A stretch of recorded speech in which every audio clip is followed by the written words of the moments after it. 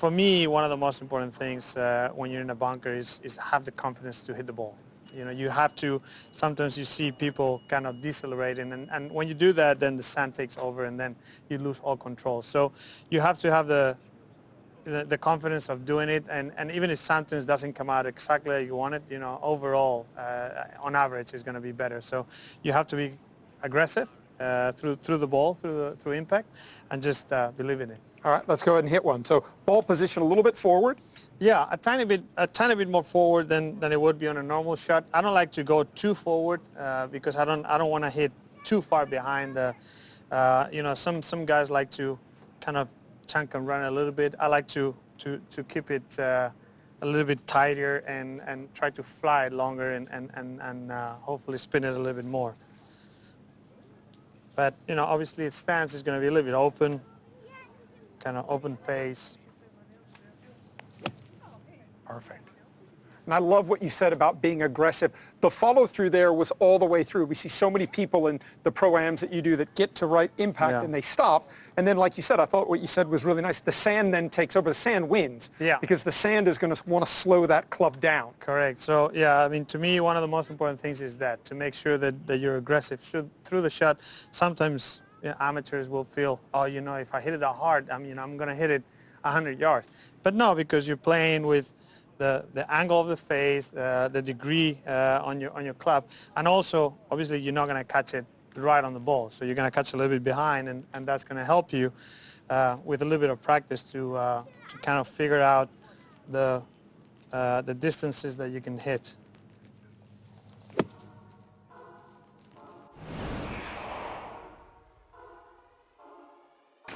Okay. Now, talk about the technique itself then. So we've set up to the ball, we talked about that. What about the swing itself? What sort of thoughts do you have as that's taking place? The swing itself, you know, I think you've got to be pretty steep on it, in my opinion. I like to have a lot of sort of wrist set on the way back, so then I can sort of unset and just splash the sand, basically. How far in front of the ball are you trying to strike? If anything, I'm probably just trying to strike just behind the ball, I would say. Okay, so an inch or two behind it? Yeah, I would say so. And one of the things I think the club golfer sometimes does, they realise they have to strike before the ball, but they look at the ball itself, and that's a recipe for disaster because you're going to hit what you're looking at. Absolutely. You would look at the spot, would you, before the ball? I would tend to look at almost just where the grooves, you know, the leading edge of the club is, just behind the ball. And then, you know, just try and return it to that same point with the speed to get it out. OK, let's see another one then. So one of the key things for you guys to watch out for is just how much speed goes into this shot. It's a shot of only 8 or 9 yards, and yet Matt's put enough momentum in there to perhaps off the grass hit the ball 40 or 50 yards. Yeah. This is all far too easy for you, Fitzpatrick. Yeah. This has got to be... Oh, look. Okay, that's really aggressive. rather nasty, isn't it? But you assure me that this is something you can do. Explain how you go about this, because it looks horrible. So I think a lot of amateurs will be told to shut the face and then just try and dig at it, basically. But, you know, my coach, Pete Cowan, and Mike Walker, they've taught me not to do that. You've got to get really low. You've got to get the heel in. And then you've just got to basically hit a normal shot, you know, get nice and steep and cut the sand with the heel, basically. And then that should be able to get through the sand much easier. Oh, my goodness. That is absolutely magnificent. So we're going to head in here. I'm going to give you the first live. We just come down into the bunker here and we'll see the ones, you know, you think it's going to stay just short. Trickle. And the last moment falls in the bunker onto that bit of a down slope, and it's awkward. It's not very nice. Talk us through it. We're going to this first flag here, Lee. Okay. We're all going to get covered in sand here, I think. Let's have a look. So I like to try and get kind of horizontal to the slope. Yeah. I mean, there's no point in standing like this. You know, you're either going to hit the back lip or you're going to catch it thin, or maybe even catch behind it. So I like to get my shoulders in line with the slope this way, and then you've got to make sure you go down and really try and release my hands underneath it, this to try and get as much loft on it. Even though it's steep, you're getting a bit of shallowness through strike still there, yeah. I'm trying to, yeah. I mean... Oh, it's very nice. Just bounced a little bit left. There it is. There's the applause. Amazing. Sometimes it's not possible. Sometimes in these traps it's just a case of getting it out. But you know, you'd want to get that fairly close from here, I guess. Would you? Yeah. That's very impressive. I've covered you in sand there. Yeah, Sorry you picked about a this. nice one for me. Right, next one. Okay. Ball's given. You've missed the bunker. It's absolutely fine. The last roll falls in on the top edge. Right. And you end up. Well, go on. Where's realistic? It would come down here, say, would it? Well, just drop it. Let's see. Okay, go on then. No, I'm not having that. Well, that's easy enough. Not having that. Yeah, that's more like it. Oh no. Stand on it as well. Yeah. So then it's just a Talk us case through of, that you know, one. trying to jiggle around and get the most comfortable stance. Might be one in, leg in, it depends how athletic you are. I mean, like that, one leg in, one leg out, and then just more control it with your upper body. You're not going to use your legs much. So you're trying to take them out of it, really, Yeah. now when you've locked that in, okay. So it just becomes more of a arm swing. Nicely out. Sorry about the sand. Is it like, is there hidden cameras around here somewhere? You're not getting punked, don't worry. Right, last one. You've got lucky you've missed the bunker because it's up here. And it's just Lovely. stayed on the top edge of the bunker, which is a massive break if you ask me, Lee. What would you do with that then? Well, you've got to find somewhere playing it, really. So it's not an option to be down here, so you've got to try and play it from up there. I mean, do you go left-handed? Probably do. Probably take a 9-iron, Okay. go left-handed, or Right. play it like that. All right, You go know, on then. somewhere Let's towards see it. that. Very nice.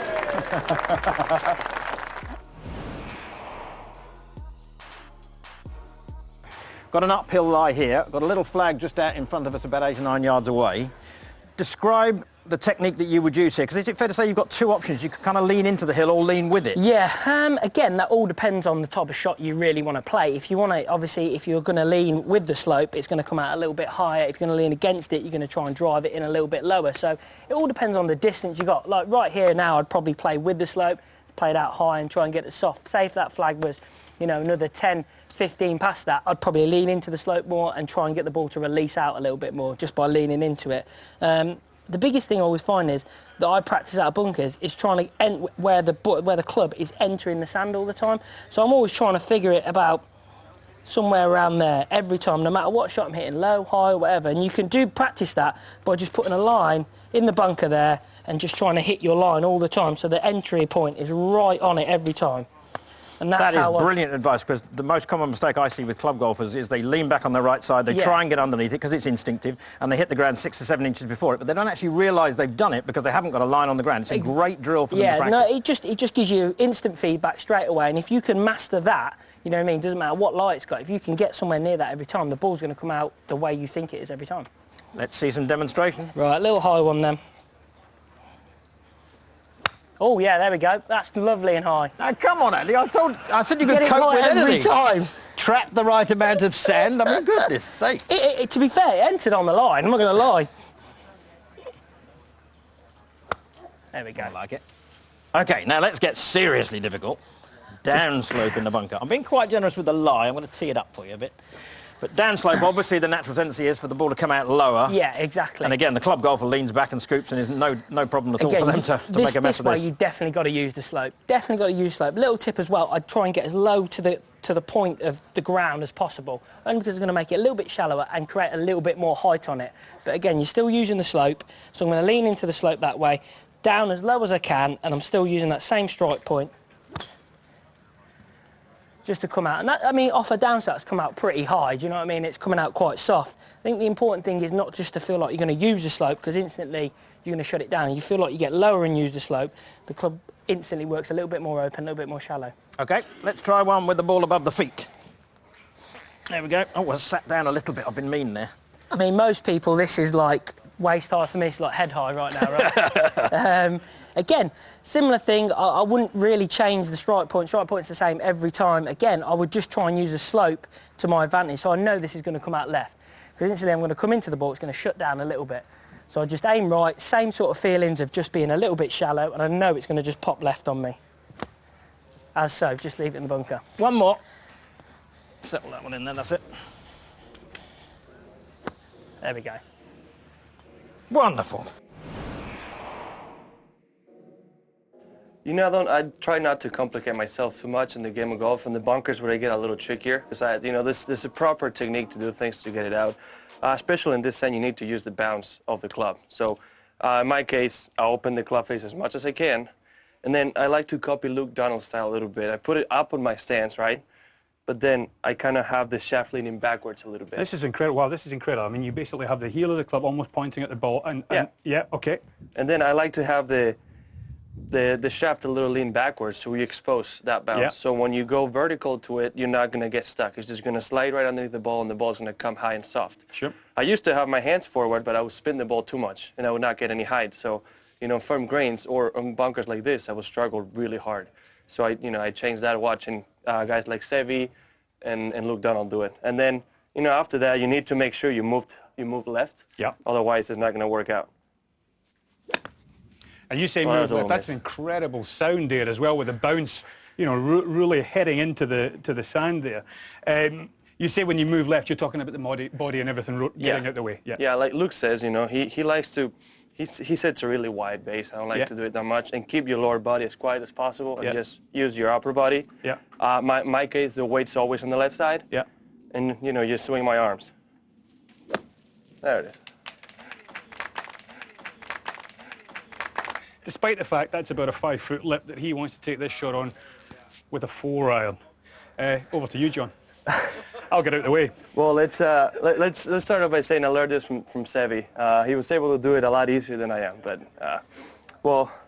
as a way to learn how to use the club face, opening up the face and maximizing the club as much as I could, I started with the pitching wedge, 9, 8-iron, and I worked up to 4-iron just for fun. Obviously, to keep this narrow face flat on the ground like this, you need to get your hands very, very low, and it's best start if you start doing it like this because you're not going to be able to move. Also, being 22 helps with this shot. So in my case, I like to get low as I can. I mean, I almost go as low about almost till here where I can't see the pin. Yeah. And then from there, there's not much you can do with your weight because it'll be hard to distribute. You just need to keep the plane, the club plane as good as you can through the ball, and hopefully you don't blade it because it's very easy to do. Right, let's give it a go. Hands back again, and let's see if I can. Well, that is absolutely fantastic. That is absolutely incredible. It's a little thinner than I thought it would be. You gonna have another go? I can try. I mean, it's a 4-iron. I need a good lie. That's the first thing. Well, you give yourself a good lie. Don't worry about that. This is called practice. The other one over there. It's actually hard to do. Yeah, that first one's only stopped about 10 feet over the bunker, which is just incredible with the 4-iron. I like to do this for fun. It's just, in my case, I have a boat swing, and when I have my hands low, it helps me do the complete opposite. Right, okay. So when I get too far like this and I start hooking it, I'll probably hit a couple shots, maybe a couple flop shots on the range with a 6-iron just to get my hands doing the other way. Interesting. I like doing it fun. I mean, it's hard for me to do it while I'm swinging. I do exercises to overcorrect my flaws. That's great just to mix it up a bit, otherwise it just gets a little bit boring doing the same thing all the time. Well, if you can do it repeatedly, it's not that boring. Okay, let's see. So you get more comfortable once in a while.